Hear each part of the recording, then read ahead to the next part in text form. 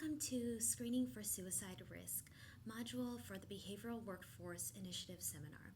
My name is Laika Yinaldo, and I am a PhD candidate as well as a licensed independent clinical social worker. Within this module, our objectives include 1. Describe suicide risk screening and being able to differentiate it from suicide risk assessment. Number 2, discuss validated instruments that are available for suicide risk screening. Number 3, if there is anything that I really hope that you take away from this module, it is that you ask suicide risk screening questions. And I'm going to rely on the Mayo Clinic public service announcement to help meet this objective. Okay, so suicide screening, what is it and how do you do it? So by definition, suicide screening is a procedure in which a standardized instrument or protocol is used to identify individuals who may be at risk for suicide. How do you do it? The implementation of suicide screening can be done independently or as part of a more comprehensive health or behavioral health screening. It can also be done orally with the screener asking the questions with pencil and paper, or in some instances using a computer or an iPad. So suicide assessment, what is it and how do you do it? So by definition, a suicide assessment is a comprehensive evaluation done by a clinician to confirm suspected suicide risk, estimate the immediate danger to the patient, and decide on a course of treatment. How do you do it?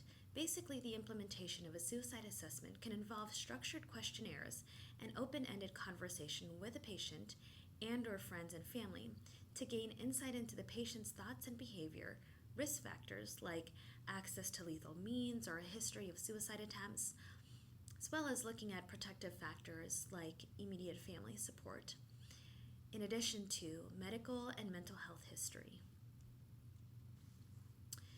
Now, I'm going to introduce several validated instruments to meet Objective 2. Now, the first screening instrument is the Ask Suicide Screening Questions, which was developed by a team led by Dr. Horowitz, who is a psychologist in the Office of the Clinical Director's Office at the National Institute of Mental Health. This instrument was led by Dr. Horowitz and was an interprofessional team that included social workers, epidemiologists, psychiatry as well. So this screening instrument is called the ASQ. It has 4 items, of which the responses include yes or no. The administration time is less than or equal to about 2 minutes. And the scoring time is less than or equal to 1 minute. Now, this specific instrument has been validated within an adult inpatient setting, pediatric emergency departments, and is currently being validated in pediatric inpatient settings and outpatient settings as well, to include primary care.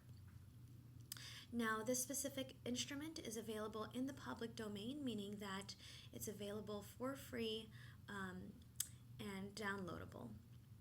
Now, this specific instrument was designed to be administered, scored, and interpreted by non-mental health clinicians. So this oftentimes includes physicians or nurses.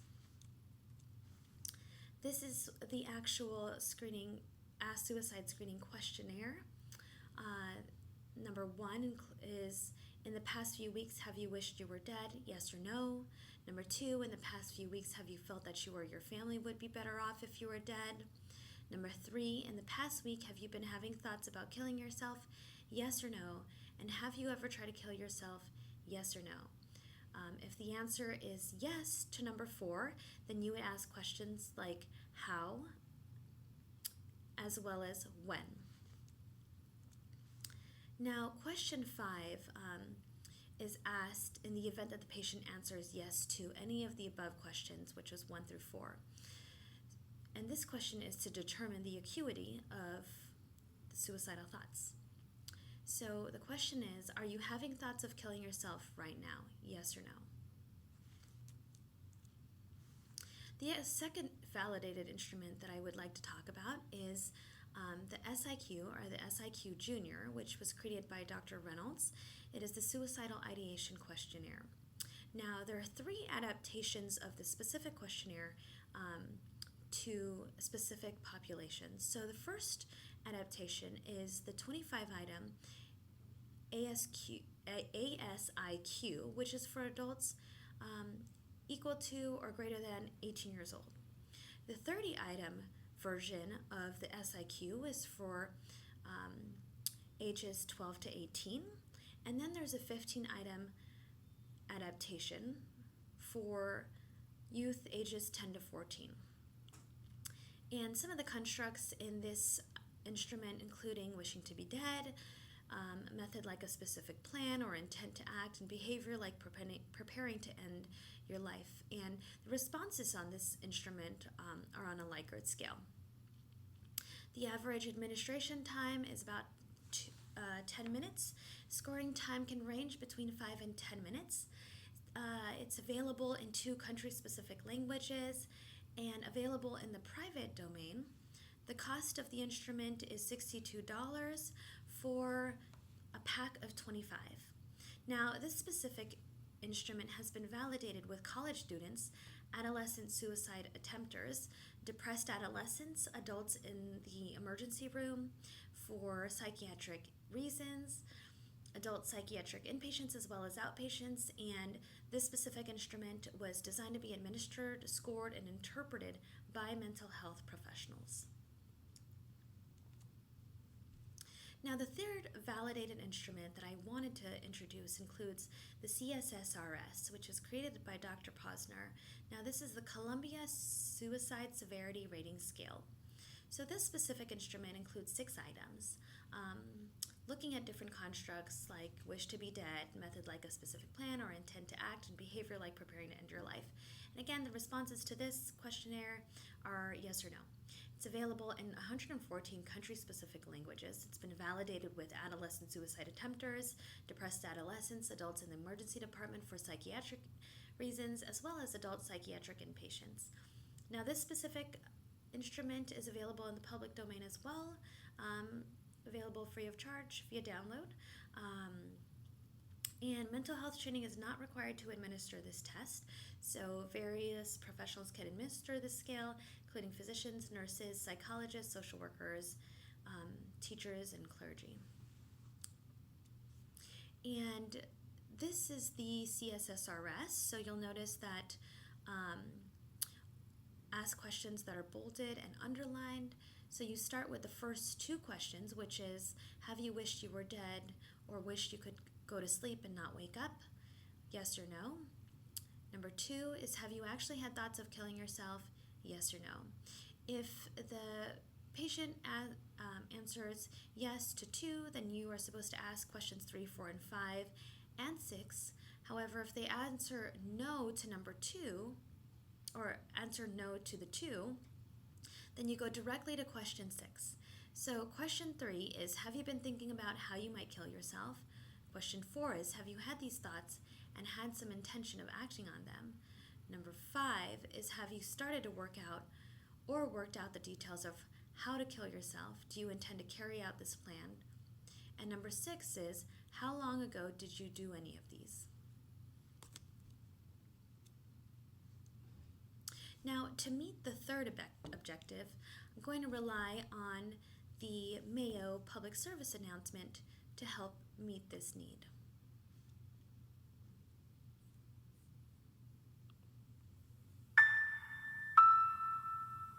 I have my ups and downs, just like anybody else. Maybe more than anybody else. I can be hard to figure out. And I like my privacy. I don't want you looking over my shoulder all the time.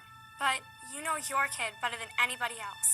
And if you think he's acting different than usual, Acting really down, crying all the time for no good reason. or getting really mad, Not able to sleep, or sleeping too much. Shutting her friends out or giving her stuff away. acting reckless, drinking, using drugs, staying out late, Suddenly not doing stuff he used to love. or doing stuff that's just not like him. It might be nothing to worry about. It might just be high school. Or it might be something more. He might be depressed. Not just feeling down, really depressed. It might be that your kid is thinking about killing himself. It happens. More than you think. More than it should. And people say, I had no idea.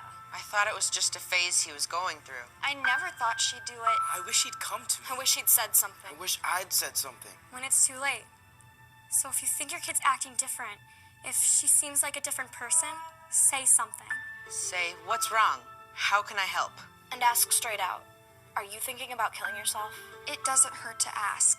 In fact, it helps. When people are thinking about killing themselves, they want somebody to ask. They want somebody to care.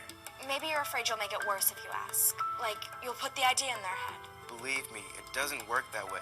It doesn't hurt to ask. In fact, the best way to keep a teenager from killing herself is to ask, are you thinking about killing yourself? And what if they say yes? Or maybe. Or sometimes. Well, here's what you don't say. That's crazy. Don't be such a drama queen. You're making too much of this. That boy's not worth killing Yourself. over. That's not going to solve anything. You're just trying to get attention. You're not going to kill yourself. What you do say is, I'm sorry you're feeling so bad. How can I help? We'll get through this together. Let's keep you safe. a lot of people think about killing themselves. Adults and kids. Most of them never try it, but some of them do. So if your kid says, I'd be better off dead. I can't live with I'm this. gonna kill myself, take her seriously. Find someone she can talk to about it. Someone who knows how to help. Sometimes kids want to kill themselves because something happened. A breakup, a failure. But sometimes it goes deeper, and it's not going to go away by itself. Get some help. Talk to your doctor. Or a counselor at school. Or your minister. But don't just let it drop. And make sure that your kid always has someone to turn to. Someone he trusts. Make a list together, right then. 3, 4, 5 names. Put a suicide hotline number on there too. Have him keep that list in his wallet, so he always knows where to turn. Make sure your home is safe. If you have pills she could use to hurt herself, lock them up. If you have a gun, don't just lock it up. Get it out of the house. The bullets, too. And one more thing. If you think your kid might be about to hurt himself, don't leave him alone. Take him to the emergency room. Call 911 if you have to. We all have our ups and downs, but sometimes it's more than that. If you think something's wrong, the only way to find out is to ask. Ask straight out. Are you thinking about killing yourself? Don't wait until you're sure. Trust your gut, because it never hurts to ask. And it can make a big difference. All the difference. In your kid's life.